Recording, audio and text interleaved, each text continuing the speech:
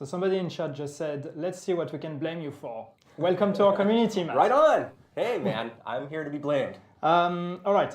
So first, before we get Matt involved, quick update on the PTS. So we are currently running PTS3 on both PC and console. It was deployed on console at the beginning of the week.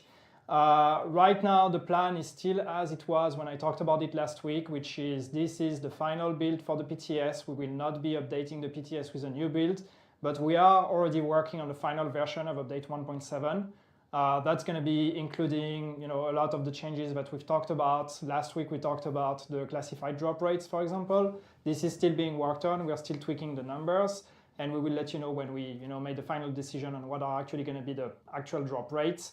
So this is some of the final tweaks. There's a bunch of bug fixing also, like a big bug fixing pass that is being done to kind of clean up the update. There's going to be a few other minor tweaks that will be done. So all of this is being worked on right now. And as soon as we have a finalized build and we know it's approved, we will be able to give you a release date, because I know a lot of you guys are waiting for a release date. I was seeing in the chat before we started the state of the game, do you think they will give a release date? No, they won't. No, we will not give you a release date. We can tell you it's going to be hopefully August, around mid-August or something like that. But we can't commit 100% until we're sure that the build is okay, that we get it certified by the first parties and all these kind of things, and we get all the approvals. So yeah, there's been a big debate in the community over the encrypted caches. There's no denying that. We've seen there's a lot of opinions about it. It's a very polarizing debate, and we don't want to ignore that. It's a very big and important discussion to have. It's something that you guys have been debating over for the past days and weeks actually. So that's actually why we brought Matt here to kind of talk about it and give us a bit more insight, because first, that is true. What some people have been mentioning is the fact that it's a very kind of, there's not much transparency as to how the feature actually works, because that's true. We didn't do like a dev blog to talk about it, or we didn't really give any details on how the feature actually works. So that's what we wanted to do today. Can I explain how the feature works, what's our philosophy behind it, and try to answer some of the questions that we've seen from the community. Word. Exactly, right? Yes. So, Matt. Yes. Let's begin. Let's start just, what are the encrypted caches? What's the concept behind it? So the idea with the encrypted cache is a few months ago we added the premium vendor to the game. And most of you guys, I'm sure, have seen the premium vendor, and they sell lots of different cosmetic customizations for premium currency. Well, one of the most consistent and sort of loud pieces of feedback that we got about it was from players who had been playing the game for years, had been playing the game for months, had dedicated a lot of time and effort into the game, and they were saying, well, I wish that I could actually spend more of my time to be able to get some of these items too. So with the encrypted cache, one of our goals was to find a way to put those items in the game and have them be something where they could both be monetized. We could have them be something where you can go and spend money on them in the premium vendor, but people who do dedicate a lot of time have a path to be able to unlock those items as well. And I think the encrypted cache, the way that we've implemented it, is one of very few implementations of this kind of mechanic where we're actually expecting quite a large percentage of people who are getting items from the encrypted cache to be getting them purely through playing the game, getting keys from that, and unlocking their items that way. And then, of course, there's also the other side, which is it is another monetizable feature that we're adding to the game. And we have keys that you can purchase that are going to let you quickly go through and get all of the different items, or buy one or two here every once in a while when you feel like it, or maybe you have some money left over in your wallet after you bought an emote that you really like. You'll be able to use those and get more items. But I think really critically, when we designed the encrypted cache and when we started thinking about adding it to the game, we wanted it to be a very generous feature. We didn't want it to be something that felt stingy. We didn't want it to be something that felt like it was a nickel and diming money grab. So, for example, the prices aren't final on PTS. People haven't really seen it yet. But the price for the thing is actually going to be relatively low when you buy, especially if you buy like one of the big packs of keys. And you will always be earning more value out of it than you would get if you purchased items from the store directly. So we have these two sort of counterbalancing mechanics there. One, there's a lot that you can get from just grinding in game. There's a lot that you can get from spending your time doing things like commendations and getting the cipher keys from the game. But there's also the flip side, the monetized side. It still is overly generous, though, or maybe not overly generous. It is still extremely generous in that the minimum that you're going to be able to get from it is always going to be about 150 to 200% more than the value that you're putting into it at any given time. So those two things were both very important to us when we designed that. Basically, how is it calculated? What are the chances to get specific items? Because one of the big discussion we've had is like, how do I know, like, what are my chances to get that one item that I want? Whew, okay, so there's a lot kind of going on under the hood in the encrypted cache. So it's not purely a flat chance. You can't imagine it like a roulette wheel where there's 36 or 38 or however many slots there are on a roulette wheel slots, and you have an even chance of getting anything in that slot. There's several different sort of odds mechanisms that exist within there. Largely speaking, these odds mechanisms are meant to skew it towards unlocking better items for the players. So we have two that exist. One is that each time you get a new item, so if you open up an encrypted cache, there's 3 items that get displayed. Each time you get one, we boost the percentage chance that you're going to get what we call a collectible item. So there are 22, and in the current version of it at least, the version that's going to go live, there's 22 collectible items that belong to specific collections in the game. And each one of those items, when you complete a collection, gives you another item that sort of belongs to a sort of meta collection. Yeah. Those are kind of the progress through the encrypted cache. The idea is that once you've collected all 22 of those items, then you can be finished with this version of the encrypted cache, and maybe we'll release a new version of it later that has a different set of items in it that you can kind of go through and get. But that one mechanic where we're boosting the percentage chance that you're going to get a collectible makes it difficult for us to say this is the exact odds table of all these different items. And then within that, when you get a collectible item, we actually look at the collections that you have and what your progress is in each one of the collections that you have. And the collections that you're closer to completing, we boost the percentage chance that you're going to get an uncollected item from one of those collections. So the thought there is, again, we want to make it easier for players to actually complete these collections instead of it being a 1 in a million shot to be able to get the very last rare item that belongs to the very last collection that you need completed. By the time you have a collection and you have 4 out of 5 of the things in it, even if that last one is a rare drop, you're going to have a pretty high percentage chance of getting that last thing that's going to slot in and finish your collection off. It won't be the same as just a 1 in 100 drop as you would expect if it was a 1% drop on a high-end item, for example. Yeah. So there's that mechanic that exists. But the overall chances, the overall odds are relatively standard. So within the standard set of items, there's 4 different rarity tiers, which match with the 4 different rarity tiers of items that people are used to from standard loot. So there's kind of common, there's an uncommon, there's a rare, and there's kind of a high-end item. So those break down roughly in a way that you would expect, where about 60% of them are coming from the common items, about 30% are coming from the uncommon. I think it's about 7% are coming from rare, and about 3% are the high-end ones. Okay. And those remain relatively flat. So when you go into the standard items pool and you're not going through any of those mechanisms that are pushing you towards completing the collections, then you have a relatively flat distribution of items within those percentage breakdowns in the standard pool. Okay.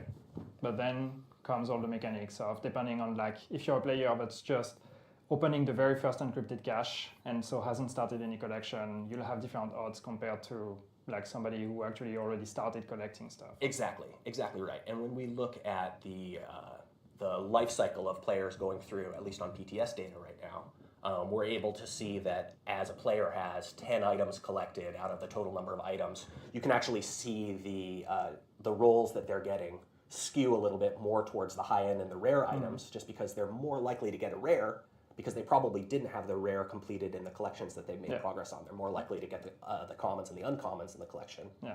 And then you actually can see these jumps in the drop percentages as players progress through the collections. So, because one of the concerns we've seen a lot, and one of the arguments that has been used about this feature is that if there is this one item, like if I have this collection and I'm missing 1 or 2 items or whatever, and I really want those, I may be stuck in a loop where I really need to invest a lot either of time or money into getting this one item. And so what you're saying is that there is actually a mechanic in there that's kind of protecting you for that. Exactly. It's making it more and more likely the more you roll, and the more likely it is that you're going to get the items you're missing. That's exactly right. Yeah, we built that mechanic specifically to kind of preemptively address that concern. Because it sucks if you're waiting on that one last item to fill out a collection or to fill out a build, and it's such a rare chance to get that one thing, and then on top of it, it's a rare chance to get a good version of it or whatever. That's not really a concern with the mystery box collections, obviously, or they're very. You don't have to worry about stats on them since they're all purely cosmetic items. Yeah. But we wanted to make it be something that felt satisfying and felt like it was you had a chance to actually win, and the victory condition, of course, is to get that last item in your checkbox, check it off. So we want to make sure that that's something that happens frequently and isn't a very, very, very rare case. Okay. And so because you talk about the items that are part of a collection, you said there's 22 items, right, that are part, so how many collections is that? 5. There's 5 total collections, so 3 of them have 5 items in them, one of them has 4, one of them has 3. Okay. And then each one of those gives you one piece of the astronaut suit, which is the final collection for the overall, for this version of the encrypted cache. So you have 5 collections you can complete out of the cache, and then a 6th one that is if you complete the cache collections. That's exactly right. That's exactly right. But obviously there's more items in the cache. Yep. Right? Yes. It's not just all part of collection. There's also a bunch of items. That's right. The rest of the items are largely items that will circulate in and out of the premium vendor. So most of the items that are in there right now in what we call the standard pool of items are premium vendor items. And this is anywhere from a pair of boots that would have been 100 premium credits all the way to one of the top-end emotes, which could have been 700 premium credits. So we do make sure to have a good distribution of all the different values in there. And at least for this version of the encrypted cache, that standard pool will remain the same. So all the items that are in the standard pool here are going to be in the version 1 encrypted cache. I'm not sure exactly what we're going to call subsequent versions if we do decide to do subsequent versions. But the subsequent ones would have a completely different library of items. But that library would be pulled from the same source as the premium vendor does. So that means that the items you can get in the premium cache or in the encrypted cache right now are there items that were the premium vendor already, or is it just new items? It's mostly items that have been on the premium vendor already. There are maybe a third of the items are unique to the mystery box as of right now, and then there's a few items in there as well that will be on the premium vendor, but they haven't been introduced onto the premium vendor yet. So as part of this update, as we're adding a lot of new content to support the encrypted cache, we're also adding some new weapon skins, new camos, new outfits, new emotes. So lots of new content for both the premium vendor and the encrypted cache is kind of going in this client update. And that means that over the next several months, just as we have over the last few months, we'll be continuing to update the premium vendor with new offerings, new types of camo, new patterns, etc. Yeah. So that means that if you really want to know what you're buying in a way, because that's one of the criticism we see around the cache is that if I want that item in particular, maybe I don't want to invest into all these caches or whatever. Right. If that's one of the items that is not part of a collection, if it's part of a collection, yes, you have to use the cache. Correct. But if it's not part of a collection, you can also wait, and eventually it's going to be put at the premium vendor. That's right. Or at least it'll have a very high percentage chance to, right? Because it's coming from the same pool of available items that the premium vendor uses. So each couple weeks we look through the pool of items, we figure out based on how sales are going, we look and analyze which items are selling, which ones aren't. We get rid of the ones that aren't selling very well, put new fresh ones on there, and we start keeping the inventory fresh. So that pool, that source that the new fresh items are coming from is the same pool that the standard item is going to be coming from. So that leads us to one of the first trick question in a way. Ooh, trick question. Can I phone a friend? Hamish! Hamish! I need to phone a friend. Answer the trick question. No, so as we talk about, there is an overlap between the premium vendor and the cache. So one of the big questions we've seen, and one of the big debates is that, if we're looking at monetizing content, why don't we just take everything and put that in a premium vendor directly? Why did we decide to make the encrypted cache? So I think there's a couple answers to that question. And your desire to accept these answers, I think, has a lot to do with your pre-existing opinions on business and companies and et cetera. But couple reasons. One, it's always good to experiment with different business models and see which ones work well and which ones don't. You know, the premium vendor is very straightforward. It's easy to understand, but it's also something where players have to interrupt the thing that they're doing. They go out of their way and they're going to a shopping experience. It's a little bit different than the idea of you know, a mystery box, which actually has some production value behind it. There's some sort of kind of entertainment kind of imbued in the very idea of the mystery box itself in opening it and et cetera. So, you know, it's just a different application of a monetization system. And then it's important for us to look at those applications and see which one works better for our players, which one works better for the business model, which one seems like it's more sustainable. And knowing that is going to be really important. The other answer is that increasing our the amount of revenue that we have just in general is a really important goal for us because it helps us to make the argument that, hey, this is a game that warrants continual reinvestment, that really is something that our players are into. We have ideas for different kinds of businesses that we can build off of the base game. So that, to certain people, is a really important thing to be able to show and a very critical thing for them to approve continued investment and continued funding for all of the things that we're building that are, for instance, new content, new game systems, new features, etc., like you're going to see in 1.7 and like people are going to see and be very excited by. Another question that has come a lot is because we used, and I used actually in one of the answer I gave on the forums, the comparison with, like collectible trading card games or this kind of stuff, like baseball cards or Magic the Gathering or whatever you want. Mm-hmm. And one of the arguments that came out of that was that, yeah, but these you can trade. Yeah. So like even if you get dupes, at least you can trade it because it's a physical thing that you can trade with other people. Right. So why don't we do that? Why don't we allow people to trade the items? So, I mean, trading is another thing where there's a lot of positives and there's negatives to it too. I think that once you introduce trading to a system like this, then you do end up with a system that could potentially be used as a gambling system. And now I have an item that is valuable and I have an outlet for it. I can trade this to you outside of the game. You can send me some Bitcoins or whatever, and I'll give you my hat. That opens the door to the potential for actual gambling. And we've seen in other games too the repercussions of doing that thing.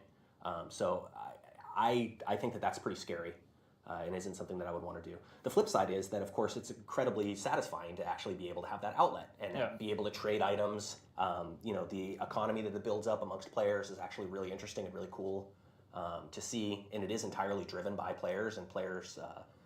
The marketplace for what people are willing to spend on buying those kinds of items or trading those types of items.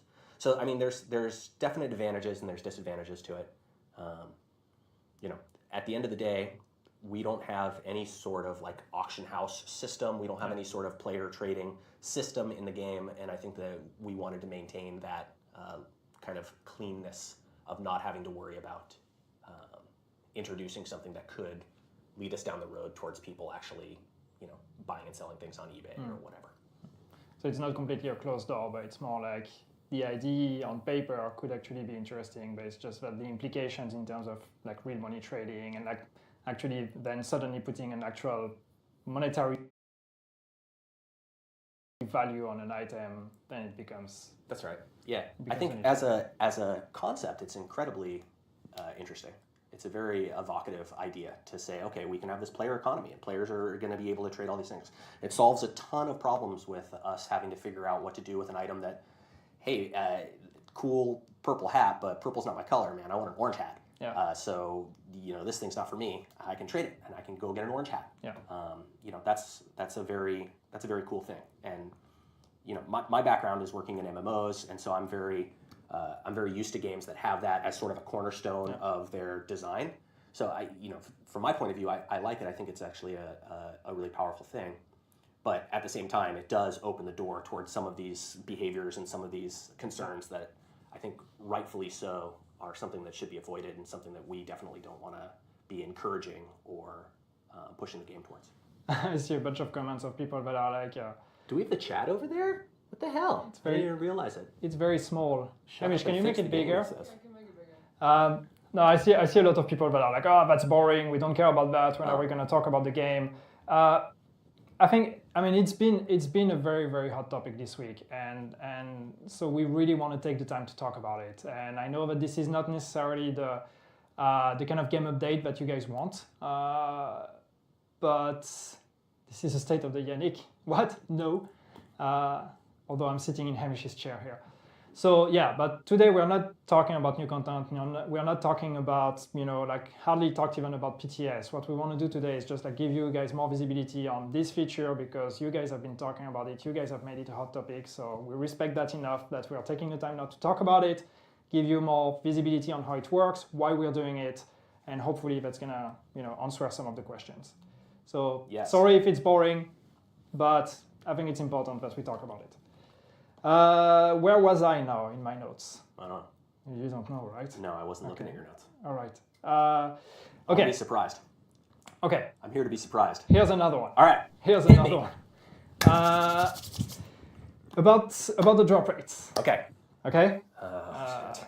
Okay. Yeah. Go ahead. So, no, one of the concerns that we've seen is the fact that since the drop rates are not visible to the community, what are the odds that we would change them afterwards, or what are how does it work? Are we planning on changing the drop rates if we see that an item is popular? That was one of the concerns. Is like they will see that an item is popular, so they're going to decrease the drop rate, so they're going to make more money out of people trying to get it. Right. Well, that's not something that I would ever be okay with us doing, changing the drop rate on a specific item to make it more rare so people have to grind more keys to be able to get that rare item. I don't think that that's something we would ever think about doing. We may change the drop rates for categories overall. So we might make it so that all of the rare items all have a slightly higher or slightly lower chance of dropping. We wouldn't actually go in and say, this particular rare item, this one, is now 1,000,000,000 to 1 shot. But, we don't want to do that. So I could see us tuning broadly the categories. I can also see us tuning things like the key drop rate, the fragment drop rate in game. So that's something that we'll be watching very, very closely and making sure that people are earning key fragments at a rate that we feel is acceptable, both acceptably fast and not too fast. And ensuring that keys are coming into the world and being used by players at an appropriate rate, etc. That's something else that I'm sure that we'll be tuning quite a bit. And not just tuning the drop rate, but also adding the keys to other areas of the game over time, etc. That's a perfect segue. All right. It's amazing. It's almost as if we rehearsed it, but we actually didn't, so that's perfect. Amazing. So let's talk about the fragments. Okay. Because that's one of the things that has been driving a lot of the criticism, which is the fact that the fragments are extremely rare on the PTS right now. Right. And that's not something we want to keep, right? No. We looked into the data on PTS and saw what the rates that were, what the theoretical rates at which players were going to be getting keys, and it was significantly below where we wanted it to be. We actually just boosted the rate on named NPCs from, I think it was at 3% for named NPCs in the Dark Zone and in the Light Zone, and we boosted that up to 20% now for key fragments. So that should have them dropping quite a bit more often. Yeah. They're also attached to a lot of commendations. So when 1.7 goes live, there's going to be, hopefully there'll be a feeding frenzy on people going through and completing commendations and knocking out the different commendations that they want. And that will, we hope, drive some of the early kind of mystery box or encrypted cache usage, so more people are able to get a look at it through just knocking out some of those low-hanging fruit in the commendations table, which is really a good thing. And then, as I said, at least at launch, we'll have it on commendations and we'll have it on named NPCs. Yeah. But then over time, we're looking at ways that we can add it to last stand reward, survival caches, so we can have it in underground. We'd have it in more places than just getting dropped as normal loot. Yeah. So the named NPCs right now, that's Dark Zone, Open World. That's right. Yep. And we're looking into adding it to mission bosses and things like that as well. Okay. So, I'm hoping that most of those changes go through, and that we have a really, I think, surprisingly generous drop rate of these because again, it is critical to us to have this be an avenue that people can go and get cosmetics and vanity items without being forced to spend money to be able to do it. So we want it to be attainable. It shouldn't be an immense grind. And in fact, I'll give you guys the numbers. We targeting, like my target number for it is that somebody should be able to get a key for the encrypted cache, roughly, depending on like how hardcore of a grinder you are, somewhere between 5 and 10 hours or so of gameplay, you should be getting one. So you should be getting a key fragment at least every hour, if not faster than that. You should be getting one of these things. Okay. So 2 or 3 play sessions in, and you should have a run at it, and that's that's better than you will have gotten 3 vanity items for with grinding ever before. So 5 to 10 hours to get a key. So that means like 5 to 10 hours to open an encrypted cache. Correct. All right. No, okay. Thank you guys. I hope we answered some of your questions. Keep the discussion going. And by the way, thank you guys for keeping the discussion actually constructive and civil in a way, because as I said, it's a very polarizing debate. I know that people have very, very strong opinions about it. And of course, we can't make everyone happy. I just hope that the answers we gave you reassured some people, probably triggered others. Keep the discussion going, but please just keep it constructive. Don't go nuts. Don't start insulting each other. You can insult us, we're used to it, but don't insult each other. That's not cool. All right? Thank you guys, and we'll see you next week.